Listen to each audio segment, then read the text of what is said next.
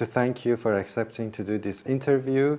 If you can tell our viewers and whoever is watching a little bit about your background and the family that you were born in, please. Yes, thank you. My name is Miltan Daniel. Well, I was born into a very rich family. So when I was 3 of age, unfortunately, my parents, they separated from each other. And I was upset. And that was the point that I just wanted to run away from the truth. So immediately, because we were an ethnic group, Assyrian, Armenian, we have always alcohol there. And I start to drink and I start to smoke till 17. And unfortunately, from 17, I got heavily addicted to heroin. And then it starts from then, my worst life and my beautiful life, it changed suddenly to darkness. So I thought that I have to go to my father, because he came back to this city, Urmia, where I was actually there. Then, well, immediately they realized that I am in heavy addicted. So I was stealing and things, and then he threw me out of his house. That was the worst that I went and I slept on the streets.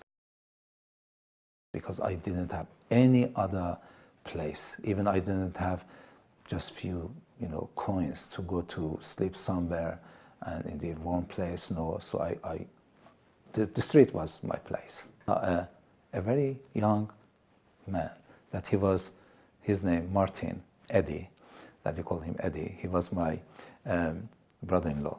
Actually, no, sorry, stepbrother.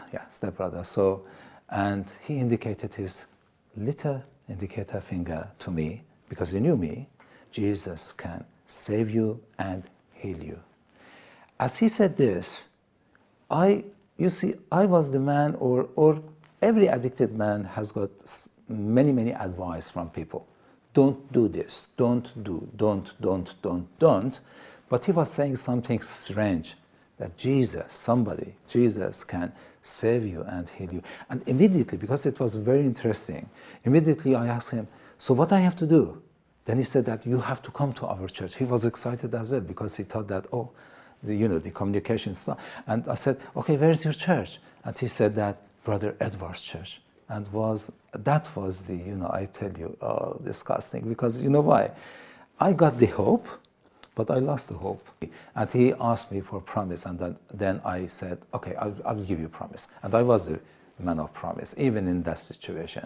And he said, you have to come. I said, okay, I will try to do my best, and I will come.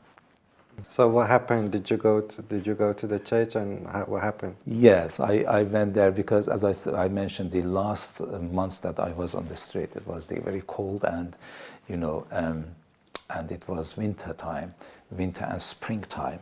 So I decided to go there without anything. That I heard that they gather on Friday, and that was the Good Friday. I didn't know that Easter was coming, and I went there, and well, they realized that I am there. So he came to me, and I said, oh, all these bad things that I did to him, now is the time they are going to beat me, to death. But they didn't. He came to me, he shook my hand, he said, welcome, Mr. Miltan. You see, that Mr. Miltan, it was something, Everybody was saying, oi, this kind of things. And then he hugged me. The hug that I received from him, I never received from my father till then.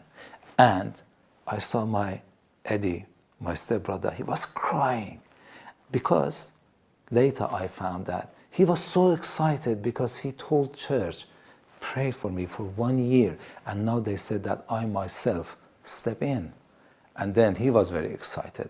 And Brother Edward, or Reverend Edward, he just wanted to meet me another date, and he gave me a date, and he said that, Miltan, if you want to come out from this situation that you have, you must submit yourself to the Lord Jesus Christ. Wow. Yeah. And thank God for that. And thank God for that I can serve thousands Farsi speakers, Iranian, Afghans, or whoever that speaks Farsi via Sat7 Pars, or pre-recorded shows or live shows as well. So all things come from my salvation and my healing from Jesus Christ, then all the glory belongs to Him.